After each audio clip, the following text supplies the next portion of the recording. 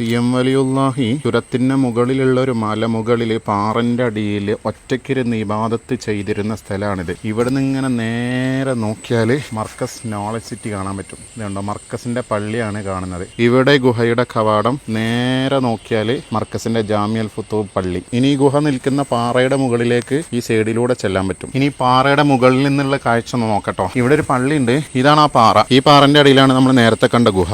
അപ്പൊ ഈ CM വലിയുല്ലാഹി ഒറ്റയ്ക്കിരുന്ന് ഇബാദത്ത് ചെയ്തിരുന്ന ഗുഹ ഉൾക്കൊള്ളുന്ന പാറയുടെ മുകളിൽ നിന്ന് നോക്കിയാൽ എൻ്റെ ബാക്കിൽ കാണുന്നതാണ് നോളജ് സിറ്റി. ഇത് കണ്ടോ, വിശാലമായി നല്ല സൂപ്പറായിട്ട് ഇവിടെ നിന്ന് കാണുന്നുണ്ട് നോളജ് സിറ്റി പള്ളി, മർക്കസിന്റെ സംരംഭം. AP ഉസ്താദിന്റെ ആത്മകഥയിൽ പറയുന്നുണ്ട് മർക്കസിന്റെ സ്ഥാപനങ്ങളുള്ള അടുത്തെല്ലാം CM വലിയുല്ലാഹി വന്ന് സുജൂദ് ചെയ്തിട്ടുണ്ട് എന്നുള്ളത്. ഒരു കറന്റും വെളിച്ചവും ആൾതാമസവും ഒന്നും ഇല്ലാത്ത കാലഘട്ടത്തിലാണ് മഹാനവറുകൾ ഇവിടെ വന്ന് ഈ കാട്ടിൽ ഇവിടെ കുറച്ചേരം മിണ്ടാതെ നിന്നാൽ ജന്തുക്കളുടെ ശബ്ദം ഇങ്ങനെ കേൾക്കും.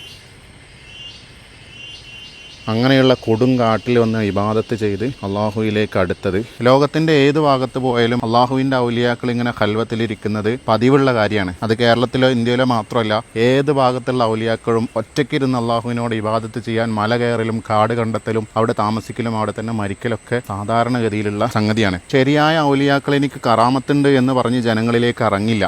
ജനങ്ങളെ കാണുമ്പോഴേക്കും ഓടി രക്ഷപ്പെടും. എൻ്റെ കറാമത്ത് ഇതാണ് എന്ന് പറഞ്ഞ് നടക്കൂല. ഒന്നില്ലെങ്കിൽ അവർ മൂസാ നബിയുടെ പ്രവർത്തന ഗോതയിലായിരിക്കും, അല്ലെങ്കിൽ ഹിദർ നബിയുടെ പാത സ്വീകരിച്ച CM വലിയുല്ലാഹിയെ പോലെ കാടും മലയും തെരഞ്ഞെടുത്ത് ഇബാദത്തിലായിരിക്കും. അള്ളാഹു അവരുടെയൊക്കെ ദറജ ഉയർത്തി കൊടുക്കട്ടെ. നമ്മളെ ഷെയ്ഖുന സുൽത്താനുൽ ഉലമയ്ക്ക് ആഫിയത്തും ദീർഘായുസ്സും അള്ളാഹു പ്രദാനം ചെയ്യട്ടെ.